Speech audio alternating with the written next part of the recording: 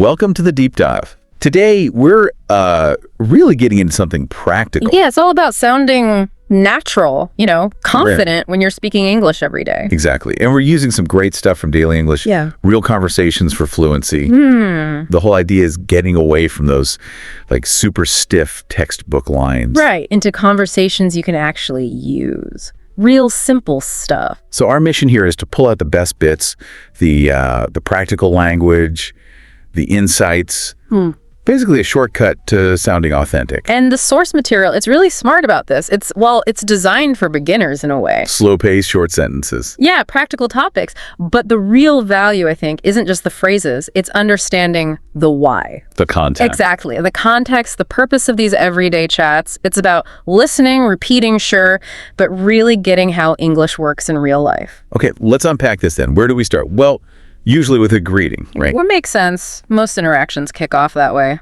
So the source has this great little dialogue. Emma says, "Hey there, how's it going?" Simple enough. And Jake replies, "Good, just got back from work." Okay. Then Emma, "Long day." See, that's more than just a question. Right. Jake says, "Yeah, super tired." You, Emma, "Same here. Want to grab coffee?" Nice transition. Jake, "Sure. There's a new cafe near my place." Emma, "Let's go then." It flows really well. And those phrases, how's it going? Long day. They're short, friendly, Easy to remember. and people actually use them, that long day. Especially, it shows empathy, doesn't it? It's not just gathering facts. Yeah, it's like a little conversational bridge showing you're listening, you're interested, even if the answer's short. Builds rapport instantly. That's a great way to put it. It's that connective tissue, the small stuff that makes talk smooth. Okay, so building on that, what about making plans? That can sometimes feel a bit clunky for learners. Definitely. The source gives another example there. Right. Jake asks, "You free tomorrow?" Straight to the point. After 5, yeah. Clear availability. Jake, want to catch up? Emma, "Sure, sounds good." Sounds good. Classic agreement phrase. Jake, "I'll text you, Emma." Cool. See you then. Again, super efficient, but still friendly. These short chats feel real because they are real. They rely on that shared understanding. You don't need long, complicated sentences. Exactly. Fluidity comes from knowing these quick, common patterns, getting to the point warmly. Okay, so moving beyond the purely social, how do you handle practical stuff? Buying things, asking for info, Yeah. without sounding robotic. Yet the phrase book problem. This is where the source gets really useful, I think. Well, let's take shopping. We've all been there. The example goes, Jake says, "Hi, do you have this in medium?" Standard question. Polite. Emma, the shop assistant, presumably says, "Let me check." Yes, here you go. Okay. Thanks. How much is it? Emma? It's $25. Clear transaction details. Jake, can I pay by card? Emma, Sure, go ahead. very common question. Jake, do you have a bag? Emma, yes, here's one. See, it's the economy of it all. Maximum clarity, minimum words. Do you have this in medium? Can I pay by card? Polite but direct. And efficient. You're using ellipsis, naturally cutting out words like, can I pay by card instead of cash? It's understood. These are like little blueprints for getting things done in stores. Okay, got the shopping done. Now maybe grabbing some food. Ordering can be another hurdle. For sure. The source gives this example. Jake says, "Hi, I'd like a cheeseburger and fries." I'd like, not I want. That small politeness marker. Exactly. Then Emma asks, "Anything to drink?" Jake, just water, please. Simple preference. Emma, for here or to go? The classic question. Formulaic language, everyone knows it. Jake out. Emma, that'll be $8.50. Price stated clearly. Jake, here you go, Emma. Thank you. Have a nice day. And it's done. Quick, polite, works pretty much anywhere you order food. Streamlines the whole thing. Right. And then there's making appointments. Say, for a haircut. Another common need. Yep, needs to be clear and precise. The source example, Jake says, "Hi, I'd like to book a haircut." Again, I'd like. Yeah. Polite start. Emma, "What day works for you?" Open question for availability. Jake, "Friday morning if possible." If possible. Nice touch of courtesy there. Emma, 10 a.m. is available. Jake, "Perfect, I'll take it." Confirmation. Direct. See you then. It's that balance again, isn't it? Yeah. Polite request, direct information, gets the job done without being demanding. Totally. And what if you're lost?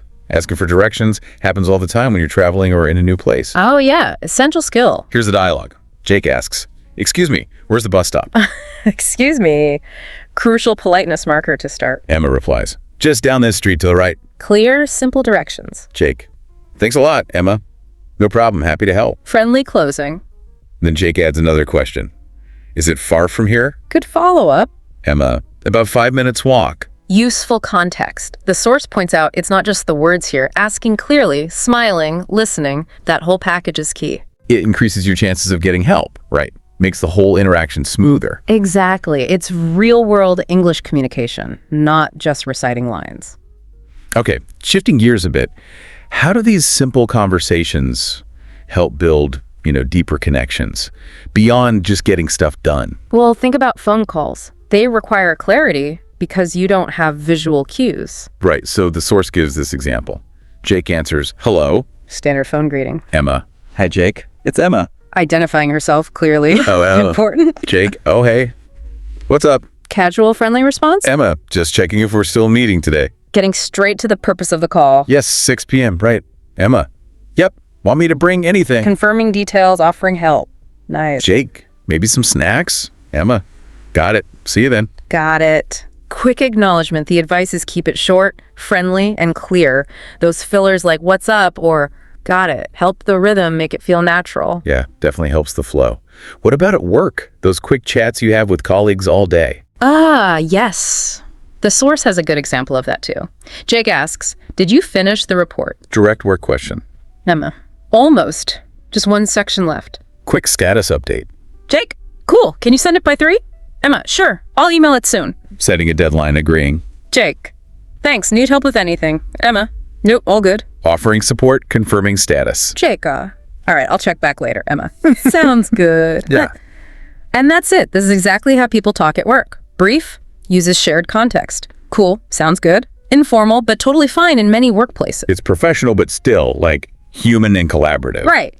Simple, clear, gets the job done effectively. Okay, but what about when things don't go to plan? Like, you're late, we've all been there. It can be awkward. Super awkward. How do you handle it smoothly? The source suggests this. Jake arrives, says, sorry, I'm late. The essential apology. Emma, no worries. Traffic. No worries. Immediately diffuses the tension. Offers a likely reason. Jake, yeah, it was bad.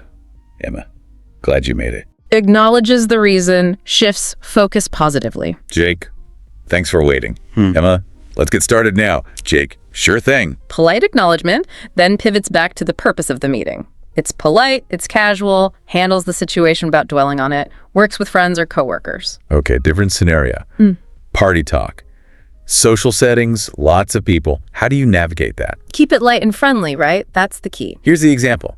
Jake greets someone. Hey, glad you made it. Welcoming and positive. Emma responds. Yeah, the place looks great. Simple compliment, easy response. Jake. Grab a drink. Offering hospitality, facilitating interaction. Emma, sure, what do you have? Jake, juice, soda, or tea?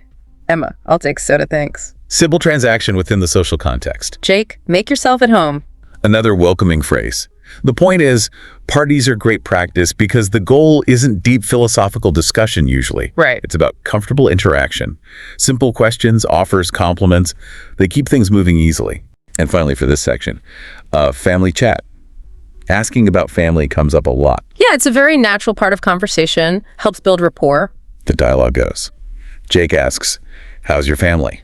Standard friendly inquiry. Emma, they're doing great. Yours? Answers and reciprocates. Jake, all good. My sister just got a new job. Sharing a specific piece of news. Emma, that's awesome. Positive reaction. Jake, yeah, she's really happy. Emma, give her my congrats, Jake. Will do. Expressing congratulations, promising to pass it on. It's low stakes, shows interest, keeps the tone warm and familiar. Awesome, will do. Very natural. Okay, so we've covered greetings, practical stuff, social connections. Now, how does simple language help you share more about, you? Personal details, interests. Yeah, moving into slightly more personal territory, but still using that accessible language. Daily routines are a great example. Right, the source gives us. Jake says, I wake up at 7. Simple statement of fact. Emma asks. Then what? Simple prompt for more detail. Jake, make coffee, check emails. Emma, do you work from home? Follow-up question based on the routine. Jake, yeah, most days. Emma, sounds chill. Jake, it's not bad. Talking about your day is good practice. Emma's simple questions. Then what? Or do you work from home? Keep it flowing naturally, inviting more sharing without being pushy. Yeah, it shows how simple prompts can extend a conversation.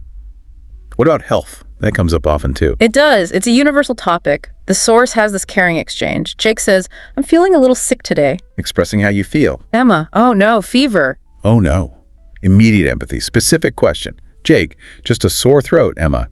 Rest and drink warm water. Offering simple, practical advice. Caring. Jake, good idea. Emma, hope you feel better soon. Jake, thanks, I'll take it easy. It's about that calm, caring tone. Simple words conveying support and empathy effectively. Definitely. And hobbies. Always a good topic for finding common ground. Absolutely. Great way to connect. The source dialogue. Jake asks, what do you do for fun? Classic opener for hobbies. Emma, I like painting.